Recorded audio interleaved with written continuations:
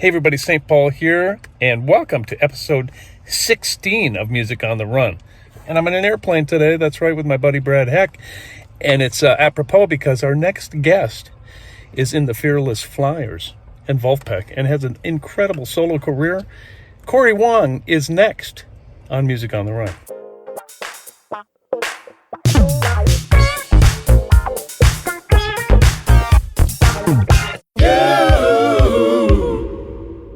Hey everybody, St. Paul here, and welcome to episode 16 of Music on the Run. Man, I can't believe it. This is our fourth Zoom interview here in the Peterson basement. We've been making music down here since 1958. A few good notes and a lot of bad notes have been played down here, but we've been having fun, and it is so cool to broadcast from my family home. All right, let's get to it. My next guest is an incredible musician, writer, producer, and artist whose career has absolutely skyrocketed in the last few years. For example, he plays with Vulfpeck, the Fearless Flyers, to name a few, and he has an incredible solo career. And he's one of the funniest dudes I've ever met in my entire life. Let's welcome the pizza man himself, Cory Wong. What's up, man? Thanks for having me. Thanks for that flattering intro. Well, dude, it's so funny because I've known you for a lot of years, and it has been such a joy to watch a good guy and a talented musician like you having a great wave. Man, it's fun. Really fun. I appreciate it. Where are you right now, by the way? You in Minnesota? I'm in Minneapolis. I'm chilling, dude. I'm at home. Yeah, as I have been the last few months. Oh, yeah. So things have changed just a little bit in the last 3 months for every musician friend of mine. But you know what? You never stay stagnant, ever. Yeah, I try. One of the things about that is like, once I'm doing something creative, a lot of people think, or a lot of people go through their process and it drains them from things. But I really feel like the more creative I am with things, the more creative I become.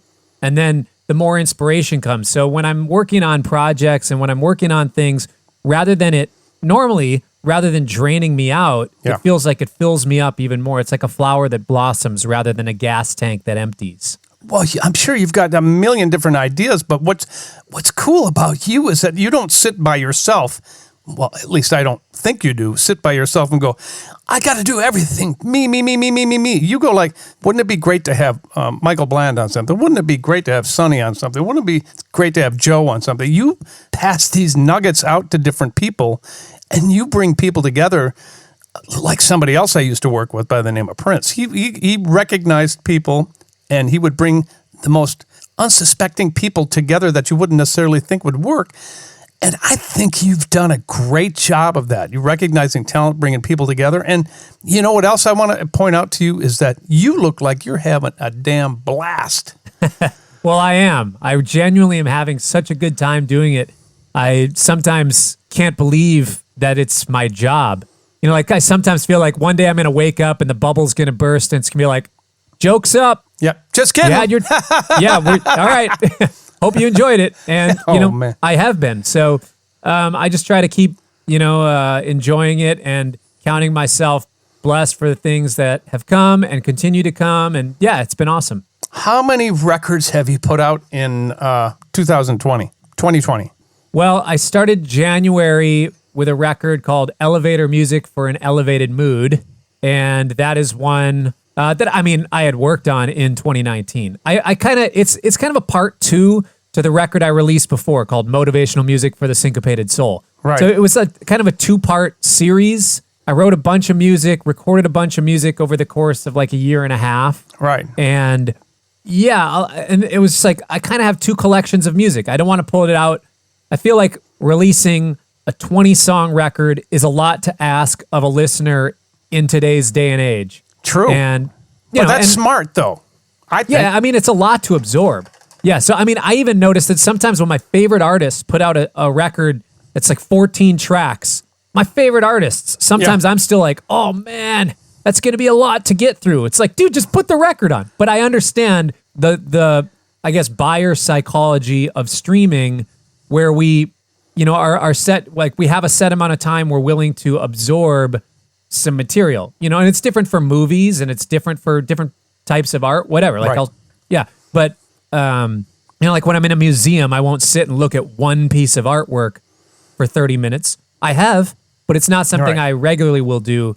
I'll normally, spend a handful of minutes on each piece and then continue to move on in a similar way where I think people will absorb that amount of songs and then that sort of thing. So I started the year with kind of a part 2 record that I had been working on the year before. And then I released a live record, Cory, Wong, and the Metropole Orchestra. Oh, man. First of all, let me see it. Let me see it. Pull it out. Show it the listeners and the video people. Man, that's just beautiful. Thank you. How does that? Because I'm going to do a gig with Vince Mendoza, who did the orchestration. Nice. Correct? He was the conductor. He didn't do the orchestrations. He conducted. Okay. Yeah. So it takes a while to get to that point. So how long was that in the planning? Well, they emailed me. They reached out to me. I mean, I've been a huge fan of theirs for years. Right. Just with so many projects. They did projects with Schofield, Chaka Khan, Pat Metheny, Snarky Puppy, Jacob Collier. There's so many amazing artists that they've collaborated with that I've been a huge fan of. And anyways, they hit me up. Their artistic director emailed me and said, hey, we see what you're doing. We love what you're doing. We have this kind of future of jazz program where we want to bring in budding artists to be a part of this and put on, basically do like a small tour and potentially record the stuff, make a record make an album together. And this was probably in April of 2019. Okay. And they said, yeah, we're looking to do programming. We do programming a few years out. So we're looking at maybe 2023 or 2022, something like that. I was like, absolutely. Let me know whenever. I'm down. And they're like, okay, we'll be in touch. In about a year out, we'll start, or a couple years out, we'll look at material and we can start looking at arrangements. Then a couple weeks later, they said, hey, something's going on. We're wondering if actually you do this show 6 months from now. Perfect. Like, yeah. I mean, I'm just going to say yes because it's such a fun. Yeah. And it's like, okay, now immediately I need to start thinking of the material we want to do, thinking of how to do the arrangements and that sort of thing. So basically compiled a list of 18 tunes that I thought would work really well. My stuff, and with Cody Fry, who was the special guest on that, who sang. And we just got cracking on the arrangements. Yeah, Cody's amazing. I love listening to him. He's great. Yeah. So then I just emailed them the tunes, emailed them my rhythm charts, and then also Michael Nelson's horn charts for everything. Oh, cool. Here's the recordings. Here's the studio recordings. Some of them have horns, some of them don't. Then here's a live version with the added horn section. And then I gave a pretty detailed description, like, okay, in the A sections, this is dynamically and, texture-wise what I'm looking for. B sections, this, bridge, this, just to kind of give a pretty clear vision. So when the arrangers got to it, okay, this is what he's looking for, but also enough space in there for the arrangers and orchestrators to put a little bit of their own fingerprint on it. And it was just amazing. They had about 4 arrangers that just knocked it out of the park. Did they send you the arrangements back and forth? Did you get to comment on them, or did you just go out there and go, it's going to be what it's going to be? He said, so I talked to Vince Mendoza about it. He's like, yeah, normally they just do the arrangements because the artists are just kind of, yeah, whatever you think. But if you want to, we can send them to you and we can give a little feedback. The majority of them they sent to me, and there was a couple tunes where it's like, this voicing is weird, or there was one case in one song where it's like, they were hearing something, they were really hammering on like a C13 9, where I really just wanted basically a straight up C7. So for all you runners out there, you don't need to worry about all this technical music stuff. This is, don't worry about that. But there was a lot of, for the most part, it was like, this is amazing, this is great. And then for those listening, a conductor's job is to make sure that everybody in the orchestra is working together to kind of guide through that, but also through the rehearsals, acting in a similar way with me as a music director for everything that's going on. When he would see something in the chart that when we played it in the room, it was like, this feels a little too thick here, or there's a little too much going on. He was kind of acting also as a reductionist. Hey, should we pull this out? Or hey, should we make them a lot quieter and that sort of thing? So between he and I, we started to do that. So Vince is, in some ways he did help with the arranging just in his conductor position because he was using his instincts on the arrangements and whatnot to kind of get him to a place where we all felt like it was working the best. Well, I commend you to be able that you were able to separate yourself, first of all, without freaking out, because what an honor, number one. Number two, to go, okay, I'm the featured artist here, but I'm going to sit back and critique and figure out exactly what my arrangement should be. I mean, that is the true sign of a pro, that you could separate yourself and sit back and make those critical judgments and arrangement changes basically on the fly. But you had somebody in your corner who was really helping you along too. Let's go back a little ways first. So you and I have known each other a long time, man. Yes. Which is really cool. And that makes the journey for me watching you so much sweeter for me. But you're not originally from Minneapolis, but you grew up here. I was born in New York. I was born in upstate New York in Poughkeepsie. Okay. At Vassar Hospital on campus at Vassar College. Anyways, Oliver Leiber went to college there, of all things. Really? He did. That dude's funky. He is. That dude's sick. I'd love to see you two on a hit together. That'd be fun. We'll make that happen. I like that. My family only moved there because my dad. So my family is from Minnesota. My dad worked for IBM for his entire career, but he was relocated to Poughkeepsie for a 5-year period, and that's when I happened to be born. Got it. So family was there because my dad had to relocate for his job for a few years. I was born there. We came back to Minneapolis, basically, but like before I started kindergarten. So once I started school, I mean, Minneapolis is home. I don't know a single person in Poughkeepsie. I have not been back since we left, and I couldn't name a single street or restaurant or the address we lived. So you're from Minneapolis? Yeah, I'm from Minneapolis. St. Paul? Yeah. I grew up in Fridley. Oh, you grew up for Fridley? Yes. Uh-huh. But Minneapolis, Twin Cities, as you know, it's all. Yep. So how did your family react when you told them that you had this passion for music? Were they supportive? Super supportive. Now, I don't come from a family of musicians. I have an aunt who's a musician who played in the church choir and stuff like that, played piano. But my parents are not musicians, but they're big music fans. My dad's a huge music freak. I mean, you've seen him all around the Twin Cities at shows and whatnot. That's right. But he was a big music fan, so he was excited to, in some way, kind of vicariously live through me as a musician. Some of his best friends. Oh, you know some of his friends. He went to high school with Scooter and with Dick Shopto and with Brian Peters. You gotta be kidding. See, I did not know that. Yeah, so a lot of these, and for anybody who's listening, these are some cats that play around town, have played on session guys, Paul's friends of Paul's, they're musicians in the Twin Cities. And my dad went to high school with those guys. Brian Peters lived with my parents when they first got married, I believe. Wow.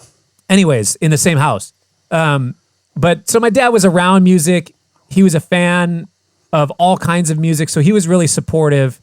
And, oddly enough, by the time I realized I should do music as a career, they were like, yeah, of course you should. This is, quit messing around doing your little science degree. Go play music. Wow. So let's go there. You were at the University of Minnesota first? Yep. Pursuing what? Well, when I was in high school, I worked for an architect as a drafter and kind of an assistant. So strange thing. So we had a CAD, computer-aided drafting design program that was really great, and I just absorbed all of it. I got really good at it. By the time I was in 10th grade, I had taken basically the entire high school's worth of courses and was really passionate about it, along with music. So I got a job for an architect because there was an architect that came to the job fair and I was curious about what that whole thing was like. So I worked for an architect. I figured maybe I want to be an architect. Then I did my first semester in college in architecture, and it was not, I loved drafting, but I didn't love architecture. Or being what it would be to be an architect. So then I started, I was really into the science classes that I had. So I basically morphed over to like physiology and biology in that thing. And that's so elusive. I don't even know what I would have done. Like maybe gone to med school or something. I don't know. I'd still be in school now. Anyways. Right. Yeah. But then it was like, all right, this is fun. This is cool. You were gigging this whole time though, right? I was gigging as a jam band. I had a band with my buddies from high school, and we were just kind of playing around town that way. But I wasn't out working. It wasn't my career. I was teaching music lessons and stuff for money. But then finally when I decided, all right, forget it. I'm transferring to a music college, go to music school. Boom. That's when I started really just going full steam into the music thing and then started gigging. God, so you went over to McNally Smith, a college that is no longer, I think, active, but a lot of great musicians came out of there. Yeah. I'm trying to think of what our first gig was together. Maybe a gig with my sister Patty. I can't remember, to be honest with you. Either a Patty Peterson gig, or one of the Starkey events. Oh, sure. Because I was hanging with Michael Nelson, I think maybe before we were hanging. Probably that. Or maybe a session with Adi Yeshaya. Who knows? But I feel like it maybe was one of the Starkey events that you were conducting on. I actually was, I was conducting for that, and it was always fun to have you on that. I remember one specific story from this, and I think we touched on this because, thank you, by the way, for coming on my EV takeover a couple of weeks back. That was really cool. But I think we might have told this story then about you getting on stage and playing with Gene Simmons, man, and he had a field day with you. That was a blast. I don't know what Gene is like outside of our experience with him, but he was such a cool cat. Like, he shows up, he's like, hey kid, you wireless? And you looked at me, you're like, please tell me you're wireless. You gave me that look like, young man, you better be wireless. I was like, yeah, I'm wireless. He goes, you better get out here and come to the center of the stage for that guitar solo. And that was, we had a riot. And it was unreal. He was hamming it up with me. It was so much fun. I have footage of that somewhere that if you don't have it, I will send it to you. Yeah. From rehearsal and all that stuff. Unbelievable. Yeah, you and fun. Gene Simmons. Oh, and you know where else? I don't remember if this was earlier or later, but we were doing an event at First Avenue, raising money for one of Bobby Z from Prince and the Revolution, one of his gigs, where Atmosphere was late for the gig because they were flying in, and it was a thing with like Questlove and Princess Maya Rudolph thing or whatever. And Atmosphere was supposed to open the show, and then Mint Condition and Alexander O'Neill and all this stuff. I was playing in the house band with most of those bands, but because Atmosphere was late, they were trying to figure out what to do. You were in the crowd, and so was Brian Setzer. That's right. And they were like, should we, like, I think Bobby was scrambling, like, Brian, will you come up and play a few tunes? And you came up and played bass. Yeah. And I don't remember if Questlove played drums or who was playing drums. I can't remember. But I remember playing on stage for that. It was like, oh my gosh. And you were calling the changes to these tunes. You were like, yeah, I know the Stray Cats catalog. I know the Setzer catalog. Just look at me, man. Yeah, obviously follow me. Brian's got a guitar. He's going to do his thing. But when he says it's time, if you need to rip. I remember you just telling me like, look, it's game time. And I was like, all right, I'm in. Yeah. Oh, that's so funny. Well, you and I we've had fun together. I remember totally. When I ran this college here in Minnesota called Minneapolis Media Institute, I was in need of a logic teacher, and you were like, I'm game. Sure. So you came for, I don't even know how long, a semester maybe. And so this is before 2 semesters. Before the wave came your way. You were still working it all out, baby. And I think, what's really funny about when I look at that, and I wonder how much, as you look back at these things, how much of that was building you into being able to handle what you have going on today. You were juggling so many different things, doing that for me, playing in the bar scene, doing all sorts of different things. And now, being where you are today, you have 20 million things on your plate. Do you think that influenced you and helped you to be able to handle where you are now? Totally. I mean, you touched on one of them, which is just learning how to juggle a lot of different things in a lot of different realms. Yeah. So it's one thing to be able to handle learning a bunch of tunes for gigs and memorizing them and just going out and crushing the gigs. But then also, in the modern age of being an artist, there's a certain expectation of a level of being a producer yourself. And I had the Logic skills just from my own college experience and working in studios and doing that for necessity and for my job. But having to explain a DAW to a group of students in a way that helped them understand it, try to inspire them.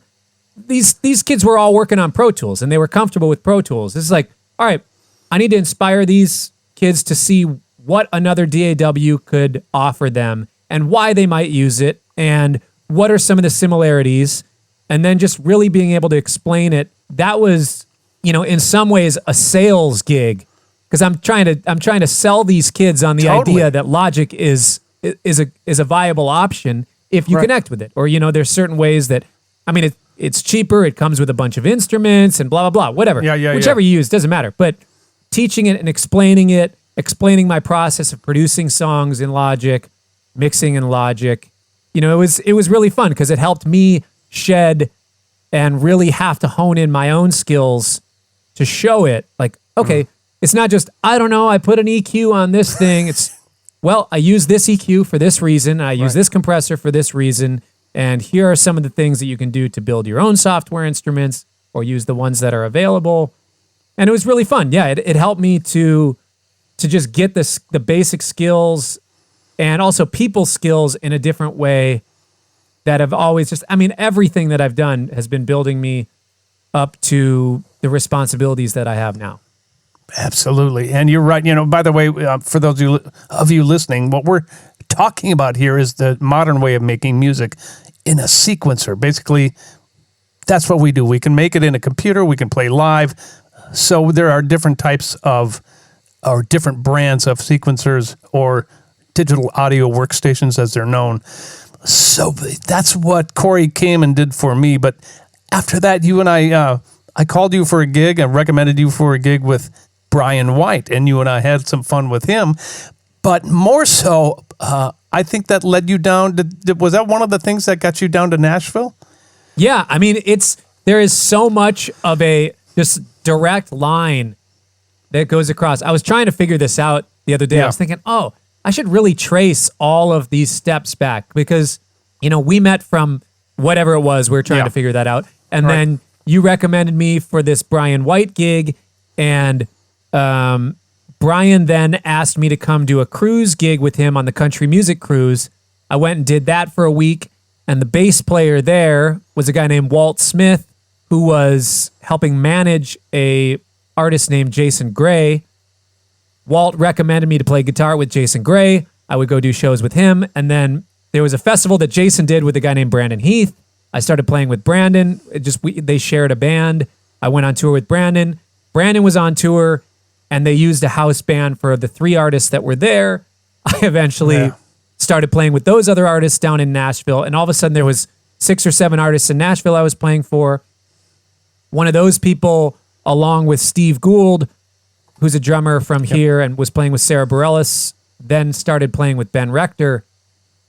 Between Steve and some people in Nashville, they recommended me to Ben Rector to join his band because he was looking for a 5th member or a 5th person to join his touring group.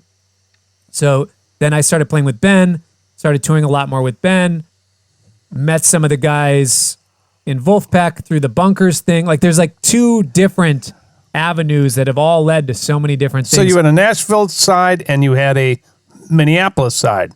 Yeah. Two cities pulling for you. Yeah. Well, because for obvious reasons, you're talented and you are fun to be around. And those are 2 things when you're on the road that you need. You know, you don't want to be with the guy who's not fun to be on a bus with for 23 hours. And, you know, but, you know, we have those kind of things. Explain a little bit about the Vulfpeck gig. And if you guys don't know who that is, go to Spotify or wherever you get your music. Go check them out because they're an entity unto themselves. They're incredible. So explain to me how that happened. Sure. I was playing, you know, for people that aren't familiar, there's a club called Bunkers in Minneapolis. There's a band called Dr. Mambo's Combo that's been doing a gig for 30 years. 35 years, something like that. And, you know, Prince would come and hang out there, and a lot of the band was Prince alumni, that sort of thing. And the guitarist, Billy Franzi, had rotator cuff surgery because he had a bowling incident. We'll stop and acknowledge that. So I was subbing for him for maybe 6 months. Wow. I don't remember, something like that, because he was recovering.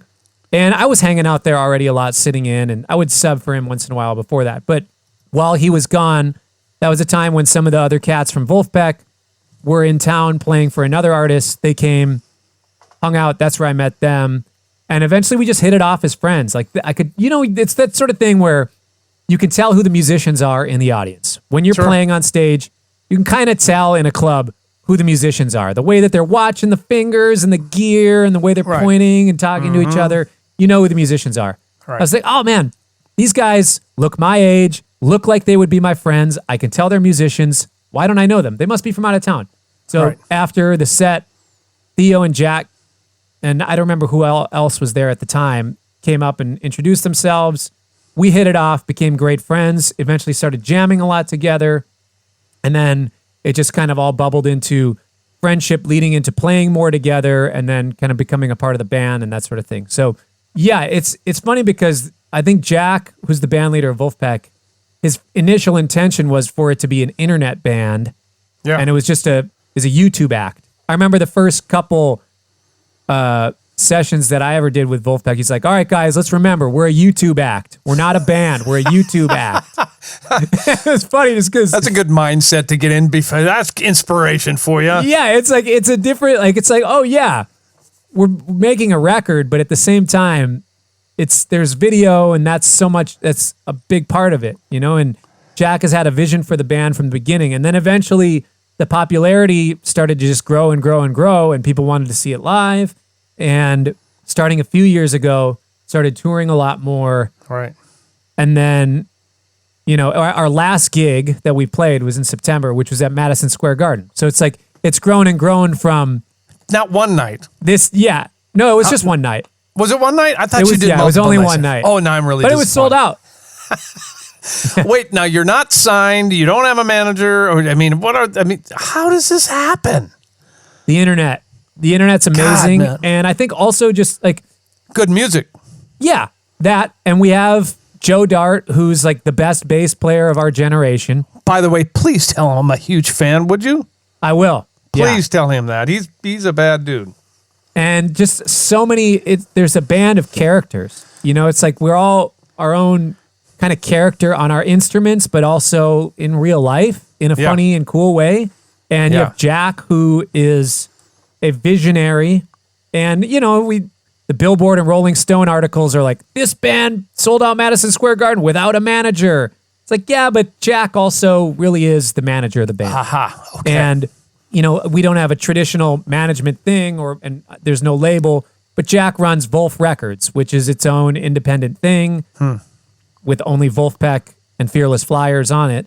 But Jack really is a visionary, and the thing that I tell people is, you see somebody who is a complete master of their craft. You watch Chris Thile play the mandolin. You watch Yo-Yo Ma play the cello. You watch Brad Meldau play the piano, or Keith Jarrett play the piano. Yeah. The internet is Jack's mandolin. Is that right? He just gets it. Wow. And he understands the internet in a different way. And that kind of is, you know, a fun way that he's been able to express himself with the band and with the way that he's built it through the internet. And it's incredible to see, because I've watched his ideas flow. I've spitballed with him, so many, I mean, he's had so many ideas that I've heard him talk about that are brilliant. Yeah. It's like, I know they're coming and I can't wait for them to come out. Or some that, he's thought of, it's like, I don't think that would work. And watching him go through that process and think through that, it's like, wow, and that's inspired me and helped me learn a lot and start to think about the way that I do things on the internet. It's like playing with other amazing musicians. It calls you up to a higher level. And it's funny. You'll appreciate this. I'm going to interrupt you because I want to give you a compliment because I can tell that you learned from your experience there and you took it to a whole new level. You Coryized it, right? And starting with your green screen band, go check that out, you guys. Go check out Cory's. Please, before we get off here, make sure we know how to find you and see all your videos. But then you started doing these things where you would play live in the studio and do one camera. Whether Vulf started it or you started it, I don't know. But it would be one camera on a Steadicam, turning it with a certain filter to look grainy and stuff like that. People all over town, hey, just Cory Wong it, man, just do that. So you became that guy. That was a Jack thing. That was part of Jack's vision. That single shot iPhone. Easy thing. And then it actually, so that I started by doing the green screen thing. I would spend hours making these videos, trying to, and developing a sound. Sure. And a look, right? Developing a thing. Yep.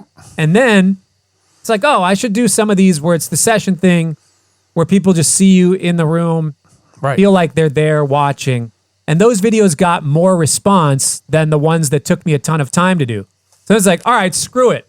I'm going to do, if that's what people are digging, it is so much easier for me to do that. And Isn't Jack, that he crazy? said that all the time. He's like, just do one camera. People will see the thing. And it also, there's a different level of pressure, as you know. It's like, this is the take.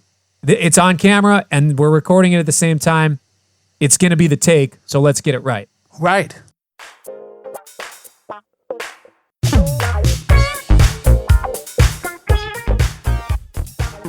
Hey everybody, let's take a pause from the interview because I want to talk to you about a couple of things. Number one, if you like what you're hearing or seeing, do us a favor at Music on the Run. Please share these links. Please give us a review. Tell your buddies about us. We'd love a bunch of your friends to come along for the ride and get all these great nuggets of information. The second thing I want to talk to you about is partnering with us. It does take a lot of financial resources to put this show on.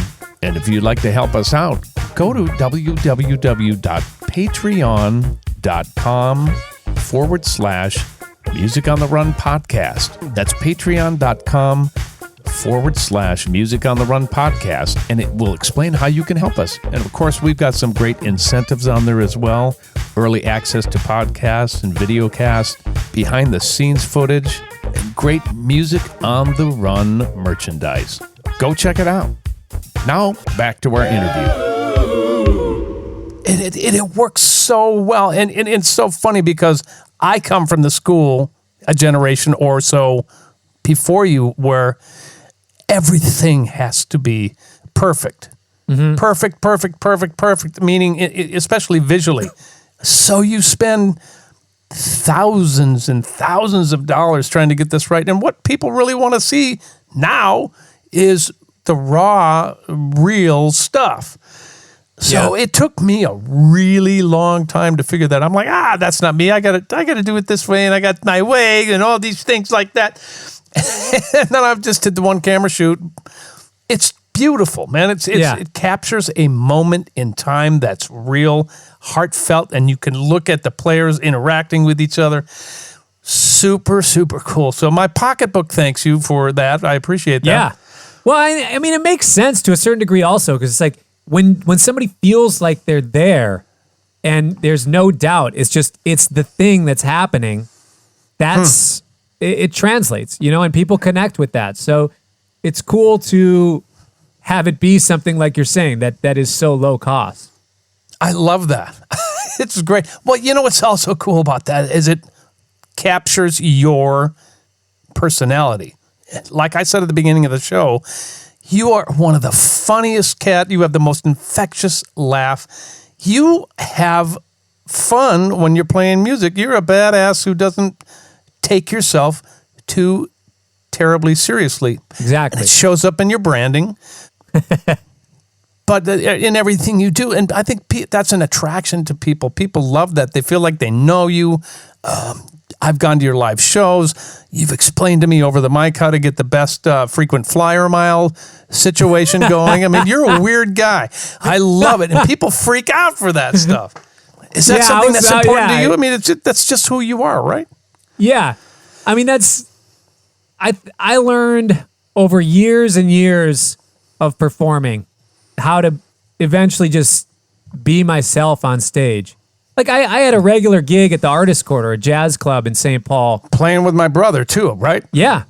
And my brother Billy.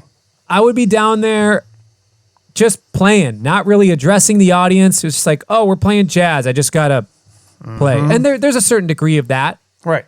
But what I wasn't doing was giving up a piece of myself as a person. Yep. And when I started doing that, people were connecting to my music in a deeper level. People were enjoying my music more. And then it was like, all right, I don't need to worry about playing the hardest and coolest, the music that's going to make me the baddest guitar player. Because I felt like, I don't know. Eventually it was, I'm just going to play the music I really want to play, and I'm going to be myself, and I'm going to try to be the best version of myself as far as a performer, to let my personality out and to let my playing out in that way. Eventually it's just started to grow in a thing. And as far as performance goes, what I've watched and kind of found is that a lot of my favorite performers and the best performers, when they're performing, what you are seeing is, this is what I've subscribed to, and it's been my interpretation of a lot of performers, is that what you're seeing is the full version of me amped up by 10 or 15%, right, to really telegraph my personality. So when I get on stage, you get Cory Wong plus 10 or 15% just to really kind of almost, even in my own mind, switch on, like putting on the Superman suit or the Spider-Man costume. It's entertainment, man. Yeah. So it is though. Yeah. So when I put on that persona, it is me, but it's just an amplified version of me. And then what I've noticed is that it connects in a different way. And I've noticed that with Theo from Vulfpeck, with Jack from Vulfpeck, who've been frontmen for their things. And yeah, I mean, Ben Rector, similar thing. You see Ben for exactly who he is, amped up 10 or 15% for that live energy. Right. How would you describe to the people listening what kind of music you play? I mean, I have my ideas of what you would describe it as, but how do you describe what you play? Yeah, I used to have a good answer for that. Now I'm not sure, but the majority of it is guitar-centric, funk, fun music to have a good time. And I mean, for me, like, my guiding light is joy, and to help people to feel like they're having fun, to bring an energy of joy. So, I mean, it might sound lame to say joy music. It sounds like something you see at the end cap of at Borders, but I don't know. It's instrumental funk pop music. Yeah. But occasionally I have singers. Accurate. Say again? I said, I think that's totally accurate. Yeah. I think it is. You talk about joy, man, and by the time this podcast comes out, it'll probably be 4 or 5 weeks since the tragic murder of George Floyd in Minneapolis. Mm-hmm. And I want to point out to the listeners the messaging that you've been putting on your social media. And can you tell me how this terrible event has affected you as an artist and as a dad and as a human? Yeah. I like that you asked those 3 things: the artist, the dad, and the human. It pains me to see on a human level, it pains me to see something like that happen and see somebody get murdered. I mean, that's traumatizing to some degree. And it's even more traumatizing to anybody who's black in America who knows that that's a reality, that is something that's more likely to happen to them than you or I. Yep. And there has been so much history of inequality and injustice. And, it was how many times do we have to see something like that to happen before there's real change? And for it to be down the road, I mean, that's probably like halfway. Where that happened is halfway between where you and I are right now. I know where you live. I've rehearsed in that basement, in that room that you're sitting.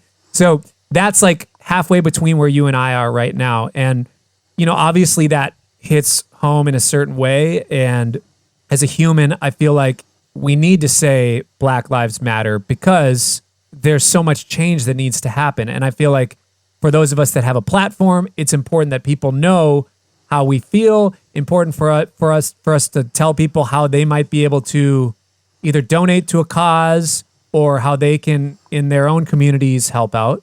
Right. And I don't know, there's at first it was really sad, heartbreaking. It was really upsetting. It made me angry to see that happen. And then, in some way, I don't know, it made me hopeful after seeing so much of the response. But we know that hope is not a strategy. So it made me want to act on things and find out how I can use my voice as an artist and as a person to help the cause. I don't know.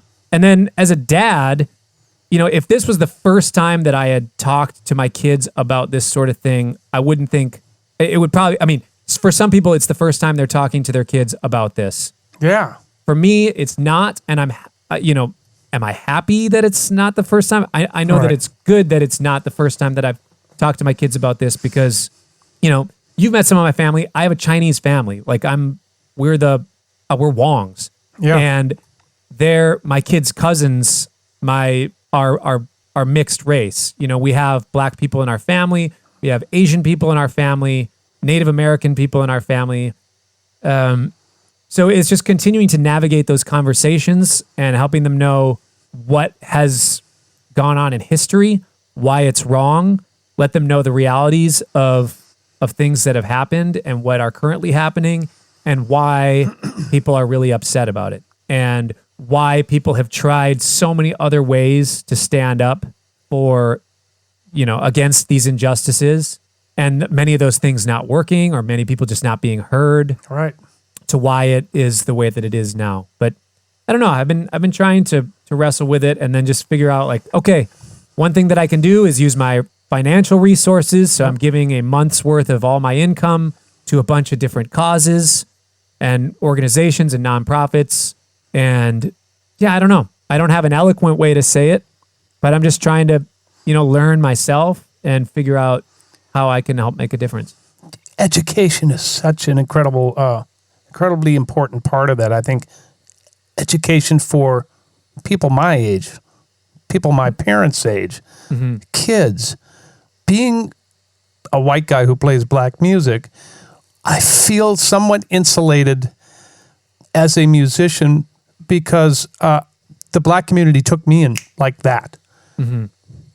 There was no question. And when we would have conversations, they weren't certainly about race relations at all. We just like show up, play the gig. And I've had countless conversations with Stokely. He's actually my guest previous to you. And we talked, he was one of the first people I called. I'm like, I really don't know how to help. I really don't know what my first steps are. And I think there's a lot of people out there who feel the same way. What can we do so it just isn't a part of the news cycle and then it just goes away? Mm-hmm. That, to me, and he explained to me, Stokely said, look, you just calling me and having a conversation, number one, means the world to me. The other people I've spoke with is get educated because there's so many things that, embarrassingly, I did not know enough about. Mm-hmm. So I'm educating myself, which means I need to educate my kids. I have grown kids. My kids were protesting. They knew more than I did. They were like, Dad, come on now, let's go. So they were in the know. But then I don't have grandkids yet. But that talk that you're having with your children and the education that they need to know about, I think, is part of the change. And you're right. Your ability to have a platform and to use it for good and for education and to putting your money where your mouth is by donating a month's worth of streaming and your entire income. And you're a family guy. You got bills to pay just like anybody else. And COVID has been making us, sit at home.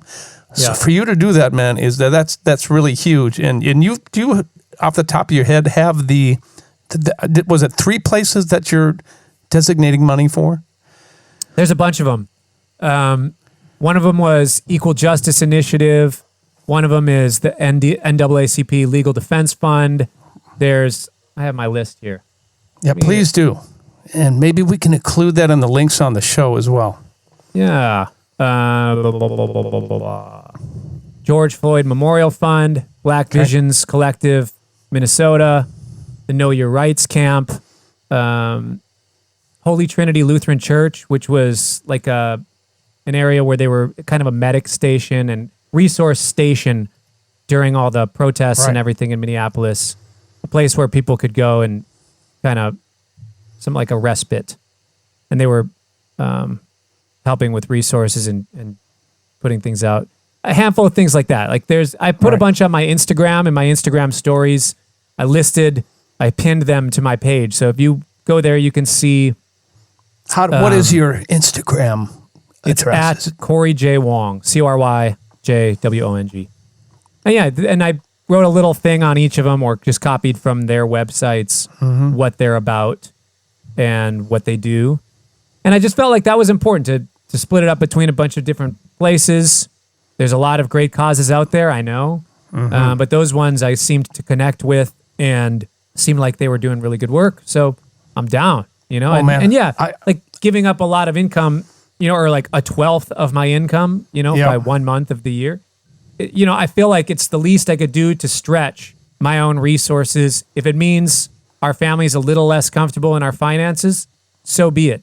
And I'm just trying to use that as the example and just put my money where my mouth is. This is what I believe in, and here's my commitment of this, and not just this month, but a long-term commitment, because as we know from hundreds of years of things happening, it can't just be here's what's now. I really do believe that it's a long-term thing, and it's going to be a lot of reconciliation, beyond our not going to happen overnight, is it? Yeah. All right. Well, Cory, I commend you on that, man. That's super cool, and I figured as much, because you are that's who you are as a man and as a father and as a human. Those 3 things again. So let me carefully transition into music on the run. Okay, so you are on the road. Well, not right now, but you are normally on the road. Quite a bit. Now, what I want to know is, how do you keep that striped shirt without a big, ice cream belly going over the top of it? Do you do anything? Do you have any special routines? Because that's really what the show is about as well. Not only getting behind the music and behind you as a family man, but we want to know, how do you handle the road? So fill us in on what a day looks like. Depends on who I'm touring with or how we're going around. With Vulfpeck, we fly everywhere, and our schedule is pretty easy. We don't travel with any gear in Vulfpeck. I just bring my little pedal board and my guitar and whatever other personal items, and like my laptop and just a little remote recording rig and my clothes, whatever. So with that, it's pretty chill. We stay in Airbnbs together as a band because it's fun to be together. Oh, cool. A band house. Yeah.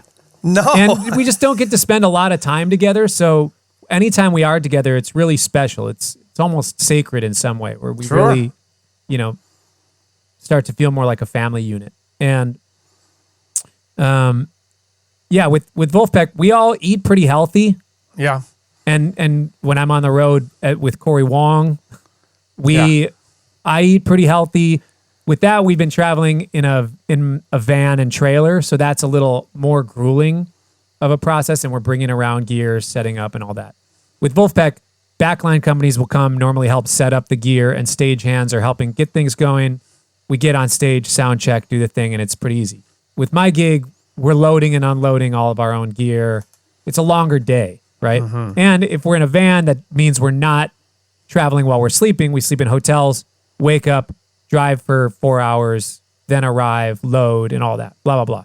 But as far as on the road, how to stay healthy, I live a pretty healthy lifestyle. Like I try to eat mostly a plant-based diet. If I'm drinking alcohol, I don't do it in excess. Yep. I like to have a couple glasses of wine or 2 beers, but I don't really go overboard. Maybe, a couple nights on tour, we go out and have some fun, but it's never going overboard. And it's never, we don't do drugs. I have a pretty strict policy about not drinking before the gigs or on the gig. I just don't like that. I know other bands feel way differently about that, but I don't feel like it's ever helping to be drinking before or during a gig. Yep. I know for myself, it has only ever hindered my performance. So you think you sound great. Yeah. So I ask that of the band, and it's like, okay, if you want to have a drink with dinner, sure, whatever. But I don't like to, it's just, I want everybody to be in a clear mindset and, kind of sending that message through the rest of the band. I don't tell them they can't, have fun after the gig, but it's just when we're on the job, we're on the job. And when I'm on the road, I treat it like it's my job because it is. And it's only fair to the fans that pay money to come see us that I am in my best physical form and shape, that I'm in my best state of mind. And if I'm eating unhealthy, if I'm doing drugs and drinking, I'm not going to be in my best physical shape, and it's going to mess me up, and it's not going to, it feels unfair to the audience for me to do that. And I respect my audience too much to do that. So I eat healthy. I sleep at least 8 hours a night. That's a priority. And sometimes it drives my tour manager nuts. He's like, we have to hit the road by 8 o'clock. And I'm like, bro, it's 1 o'clock right now. We're leaving at 9. It's like, but I'm like, I need 8 hours. Yep. And good for you, man. So yeah, because I've prioritized that as well, it really helps. And yeah, I work out. I do yoga almost every day, and I try to get on a bike. There's a lot of really great bike rentals, just like those city bikes in most major cities now. So I can get out on a bike. Instead of taking an Uber to go to the coffee shop, I sometimes like to take a bike. Yeah, those sort of things. Cool. That's super helpful. I think that's inspirational to people who are out there and trying to keep it all together, because I know those are all stress relievers, especially yoga. Yeah. I think I've told you before, I'm probably the tightest man ever in life, and yoga isn't for me, but running is for me. Yeah. So maybe one day when I grow up, I'll try to yoga. You know what I mean? Yeah. The other thing that I noticed about you is that you have your family unit is so important to you. Explain to me the team methodology of when you go on the road and how that all works. Well, a lot of it I learned from you directly. We had so many conversations as I was starting to tour. You were one of the main people I was reaching out to, asking like, look, man, I want to make sure that I can keep this thing together. You've done this for a lot of years. What's some advice? And you gave me some great advice. A lot of it being, I think the main one, the overarching principle is, I'm not leaving town because I don't want to be with you. I'm leaving town because this is part of my work, and I need to play in different cities. I can't just play in Minneapolis every night. And I'm not leaving town because I don't want to be with you. I'm not leaving town because I don't love you. I'm leaving town because this is a big portion of my job. And just for my kids and for my wife to know that, obviously, is a huge thing. And then for the communication to be open. My wife is really great. We're fortunate that she's kind of a classic firstborn of 3. She can run the house. All right. She's, thrives in that environment and, is comfortable running the house. Of course, it's easier sometimes when I'm around. Sometimes. And, yeah. Sometimes there's a reacclimation period when I'm coming back from tour for her, the kids, and me. Mm-hmm. And, just trying to navigate the communication when I'm on the road. Not always the best, but again, it's just some of those principles of why I'm doing what I'm doing. The family unit is so important. I mean, and I'm so happy that I was able to give you a couple nuggets here or there, man. But it is all about communication and divide and conquer, and for the good of the many, as Spock would say. Yeah. You have some really fun thing that you've been doing. I mean, you've been doing so many things. Your own thing, Vulfpeck. Fearless Flyers. But tell me briefly, because I'm going to let you go here, because I want to be good to you here with your time. Talk to me about The Late Show with Colbert. Yeah. So I met John Batiste, who's the music director, band leader for The Late Show. We met on Live from Here. Right, with Chris. Yeah, with Chris Thiele. Thiele. Yeah, I'm not can never pronounce his name. Sorry. So what was Prairie Home Companion? Chris Thiele is the host of that, but there was a week that he couldn't make it or something. John Batiste was the guest host, and I was in the house band, and we just hit it off immediately. I showed up to rehearsal, to sound check rehearsal, and it was him and a couple other guys. Not everybody was there yet. I started plugging in, playing. He turns around and goes, "Ooh, nice." Boom. We didn't even say hi yet. Like, he was playing on the piano when I walked in, just kind of figuring out some of his own stuff. I plugged in, started getting my thing going. We just connected immediately musically, and then we hit it off on a personal level, started doing some collaborations. We talked about working on some tunes together for my record. He was saying he was working on some of his own music he wanted me to record on. Wow. And he invited me to start playing on The Late Show with him. And eventually it just led to, oh, you should come out for the week. Just play on the show for the week. And then, you know, it was eventually, like, for a while, it was basically 1 week a month I was going out there and playing, which is really fun. I like doing that. You know, it's different than the routine that I have here. Like, there's a whole routine there, and it was fun to jump in for a week and do that. You also just came out with a podcast yourself called, is it Wong Notes? Wong Notes. Perfect, of course. Yeah. Tell me a little bit about that. That's sponsored by Fender, I believe. Yeah. So it's presented by Fender and Premier Guitar Magazine, which is super fun because... Wow. Good for you, man. That's so great. It's amazing. I can't believe it. It's really fun that they asked me to be the host for this thing and to just get to interview so many of my heroes. Like, George Benson is my hero. And they came to me and they're like, he's an amazingly nice guy, by the way. Yeah, you've worked with him a ton, haven't you? Yeah.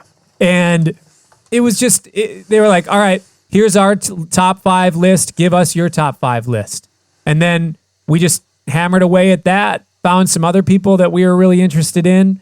And we have, you know, this first season is 12 episodes, like getting to interview Benson, Eric Johnson, Satriani. You know, there's so many amazing musicians that I got to interview. Bela Fleck. You know, it's like just insane to be able to have these conversations with my heroes. Yeah. With, you know, talking about guitar stuff, talking about being an artist. And a lot of what this podcast is, I'm not just asking questions that Premier Guitar or Fender wants me to ask. They're like, it's your podcast. Do whatever, ask them whatever you would want to ask them. So you're being curious.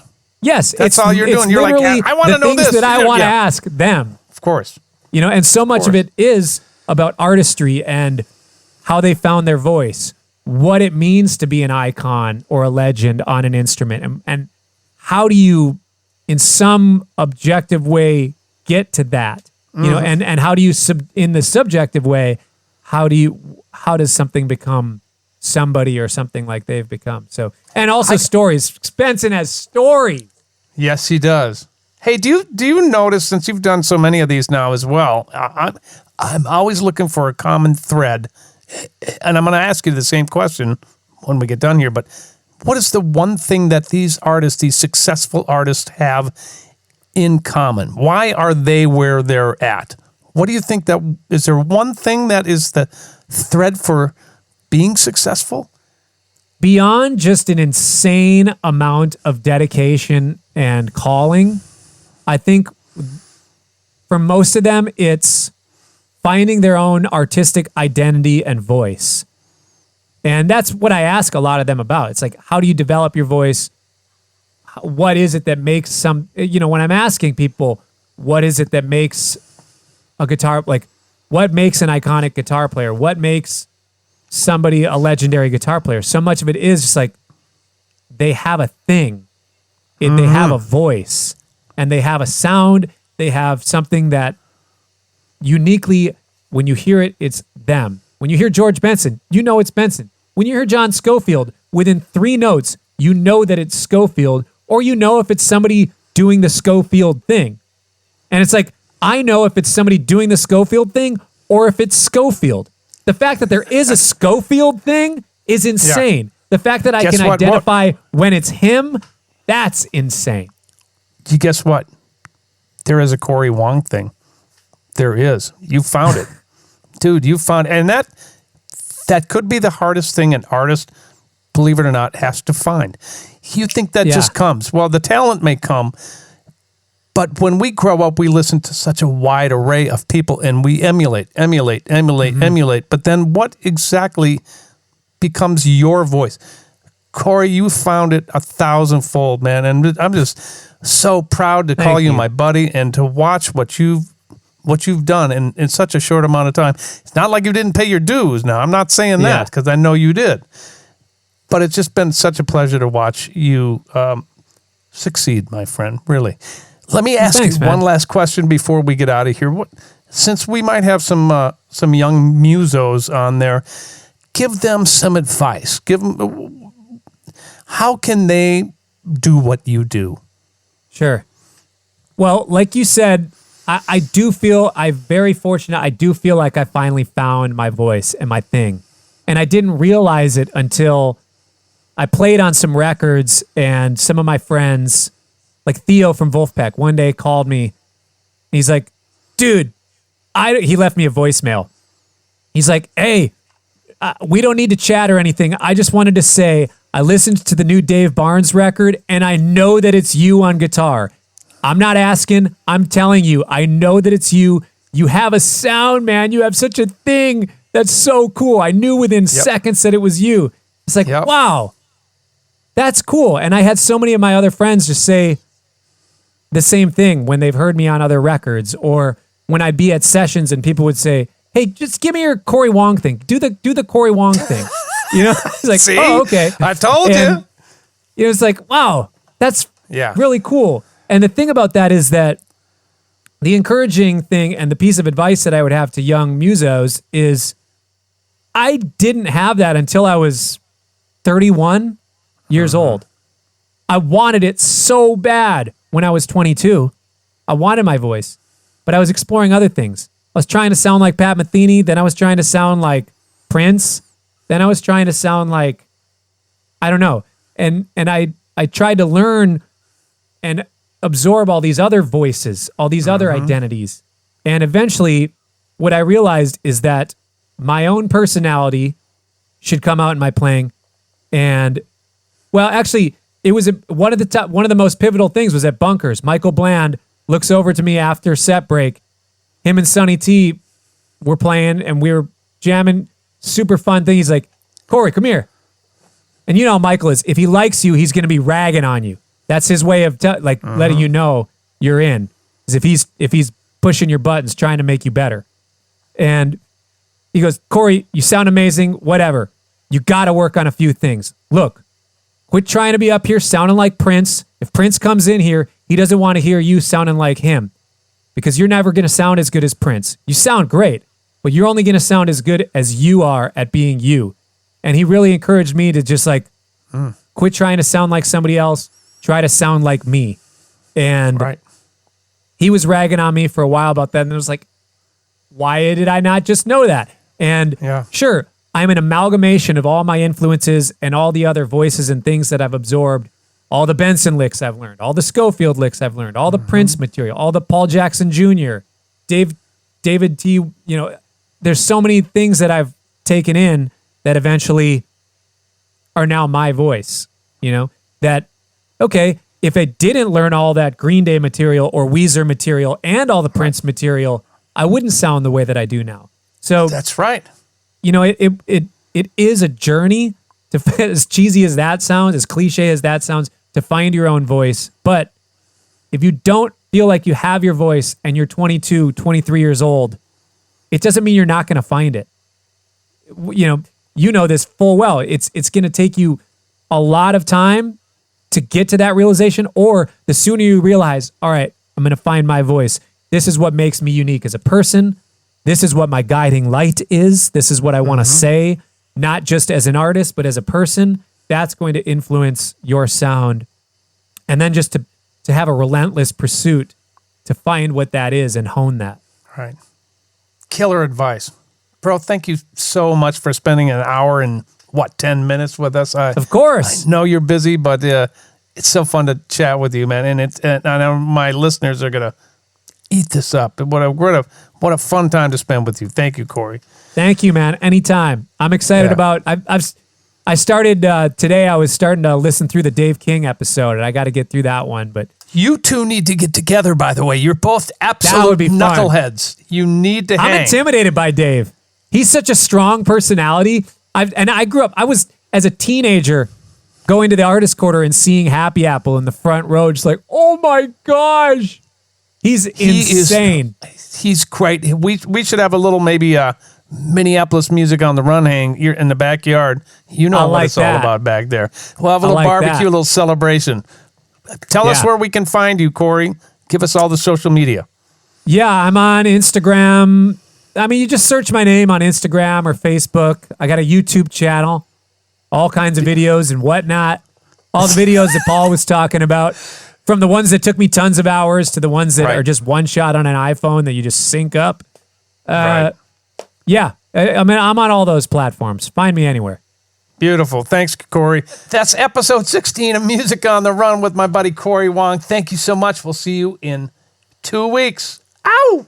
Music on the Run was hosted by yours truly, St. Paul Peterson.